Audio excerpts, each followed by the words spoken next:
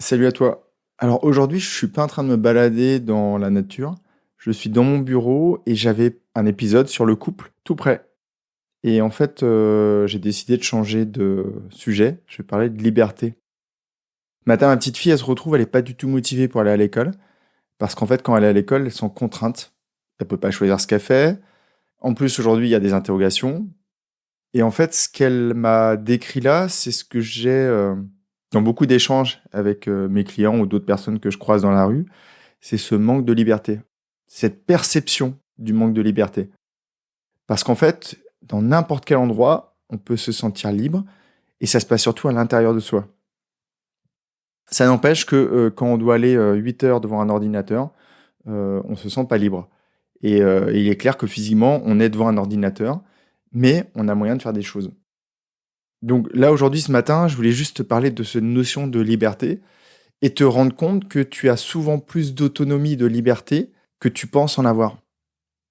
Par exemple, j'ai proposé à ma petite fille, je ne sais pas si c'est une super idée, je vais juste poser la question, comment tu pourrais te sentir plus libre dans la classe.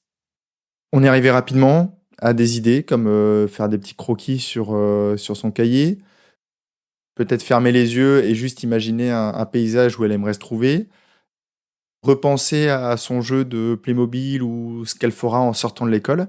Et ça permet d'avoir une bulle d'air. Et je crois que ça, c'est vachement important. C'est cette notion de liberté. Aujourd'hui, on est dans une société où on court. On court après le temps, on court après les activités, on court après. Et en fait, on continue comme ça sans cesse. Et on est comme emprisonné dans une vie qui devrait être confortable parce qu'on a tout le luxe aujourd'hui. Beaucoup de personnes ont tout ce qu'il faut dans leur vie, mais se sentent contraintes.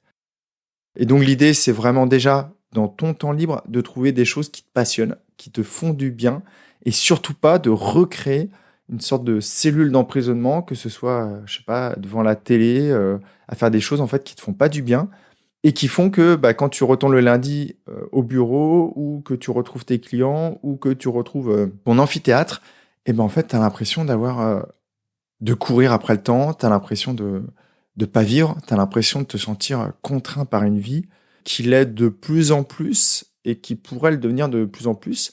Mais encore une fois, c'est une histoire de perception. L'exemple que je donnais à ma petite fille, c'est qu'il y a des personnes aujourd'hui en Ukraine qui entendent des boum boum boum et qui se sentent en paix.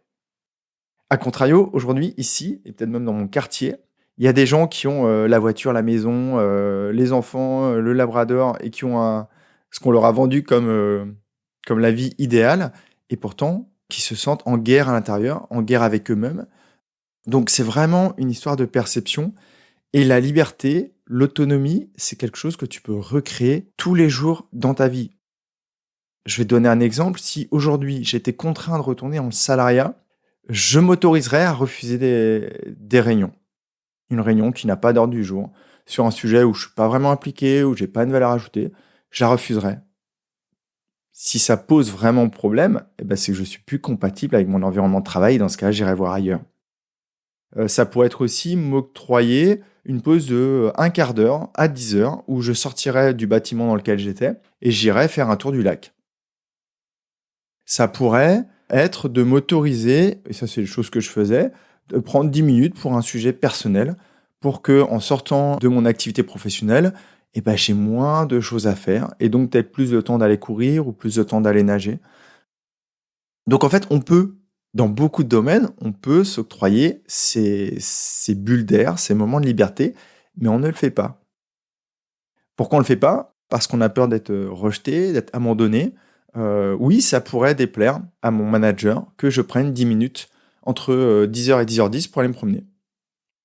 Je lui expliquerai. Il comprend, il comprend pas.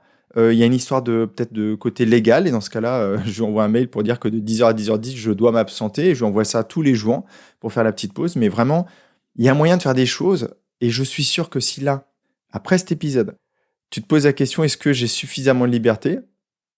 Et je crains malheureusement que tu fasses partie des 99% de personnes aujourd'hui dans notre société qui vivent en ayant l'impression de manquer de liberté. C'est voilà, où est-ce que je peux rajouter des petites bulles de liberté?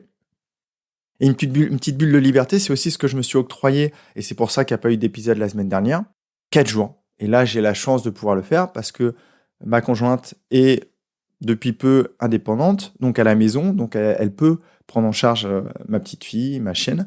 Et donc, je me suis octroyé une grosse bulle de 4 jours au bord de la mer, le chant des mouettes, la corne de brume du bateau, la plage, aucune contrainte, me lever à l'heure que je veux, bon, toujours de manière très matinale, manger si j'ai envie de manger, et ça, c'est indispensable. Et je pense que même tout parent professionnel devrait avoir le droit, comme ça, à des pauses régulières pour un peu réfléchir sur comment ça se passe, qu'est-ce que je peux encore améliorer pour que je me sente mieux et que tout le monde autour de moi profite. Je suis rentré vendredi avec une énergie débordante. Et donc, c'est tout le monde qui en profite. C'est ma chienne, c'est ma petite fille et c'est ma conjointe. Donc oui, j'ai été absent, mais oui, quand je reviens, eh ben, j'ai encore plus d'énergie.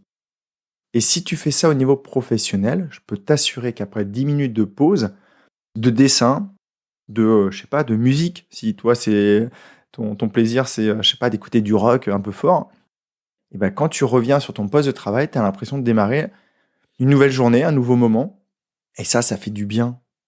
Mais pour ça, il faut y penser. Il faut se demander de quoi on a besoin. Et surtout, il faut les planifier.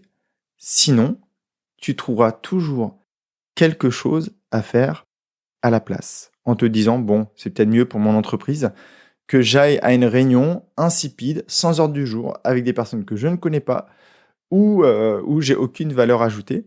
Et tu trouveras aussi peut-être une machine à faire à la maison. Tu trouveras plein de choses comme ça qui vont faire que tu ne prendras jamais cette bulle d'air.